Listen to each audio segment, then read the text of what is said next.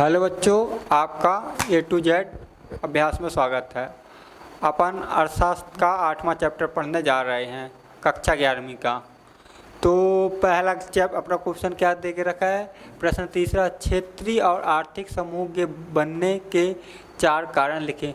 मतलब क्षेत्रीय मतलब किसी क्षेत्र के, आर्थिक मतलब कि कोई एरिया है, वो क्षेत्र का जो एरिया है उसके विकास को आर्थिक क्या कारण है, मतलब क्या सामूहिक कारण बनते हैं, क्या इससे फ़ायदा होते हैं। जैसे कि आप मान लो G20 संगठन, ये सुनते होंगे G20, सार्क संघ, यूरोप संघ, ये सब चीज़ें सुनते होंगे। ये क्यों होते हैं, ये बैठकें क्यों होती है, इसमें देश क्यों भाग लेते हैं, एक देश दूसरा देश क्यों भाग लेता है, ये पड़ोसी राज्य क्यों वो लेते हैं। जैसे सार्क में अपने पड़ोसी देश आसपास के हैं वो क्यों भाग लेते हैं, ऐसा क्या होता है। इससे आर्थिक स्थितियाँ के बारे में जानकारी मिलती है, वो उस राज्य में क्या कमजोरी है, कितना विकास हुआ, कैसे वो टेक्नोलॉजी कैसे आगे बढ़ रही है, इस अपन को ये मालूम पड़ता है। इसलिए आइए अपन इसके बारे में लिख के मैं आपको समझा रहा हूँ। तो सबसे पहले मैं आपको पॉइंट बाय पॉइंट लेके चल रहा हूँ तो वो ज़्यादा अच्छा समझ में आएगा। तो सबसे पहले मैं आपको इसके बारे में थोड़ा सा बता रहा हूँ। उत्तर क्या कि उत्तर है कि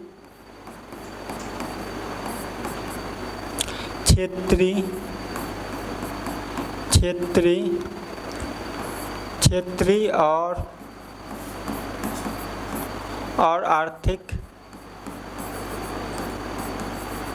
आर्थिक समूह से जुड़ने से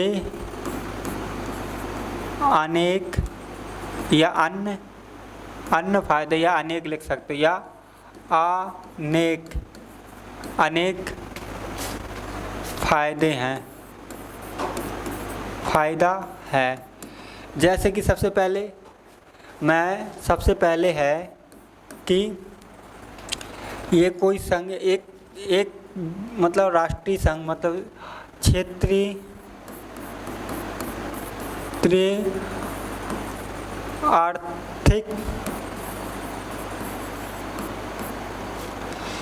आर्थिक की जानकारी मिलती रहती है। मतलब उस देश का कैसे विकास हुआ, कैसे नहीं हुआ, उसके बारे में अपन को जानकारी मिलती रहती है जुड़ने से। अब दूसरा क्या है, जैसे आर्थिक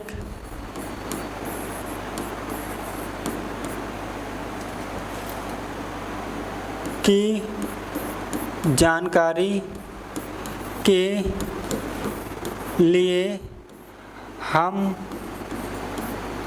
या कोई देश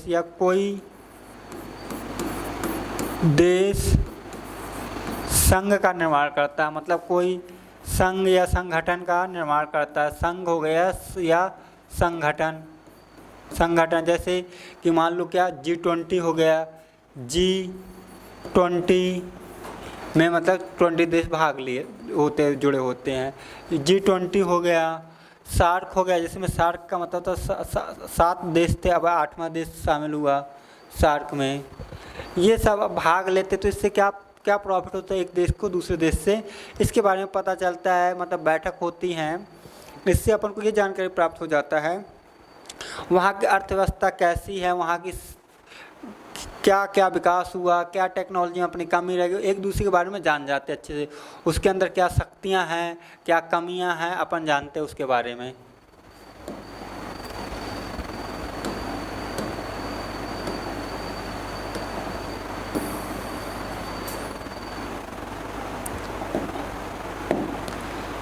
तीसरा कि एक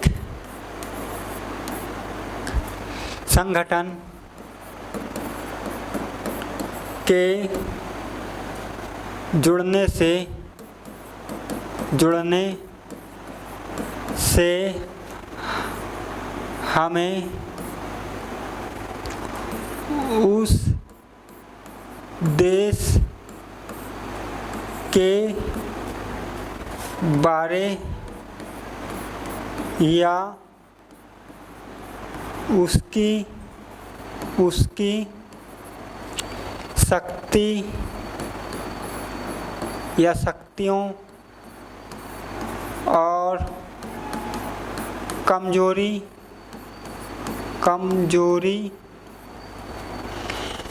के बारे में पता चलता है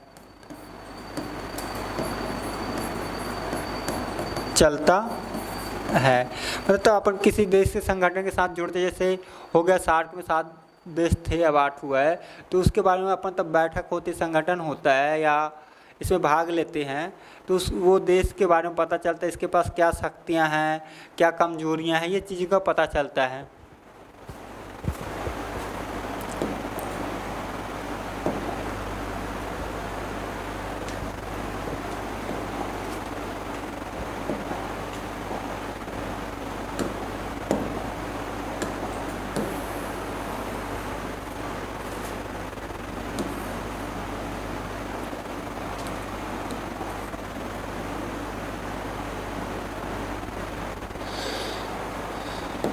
चौथा है कि यह एक देश और जो साथ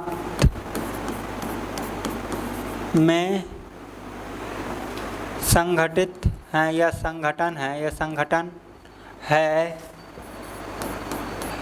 तो उस देश की आर्थिक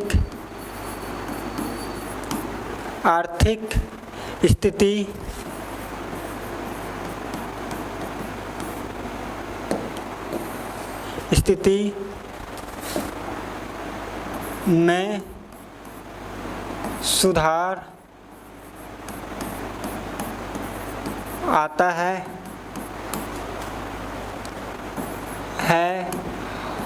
और आर्थिक मजबूती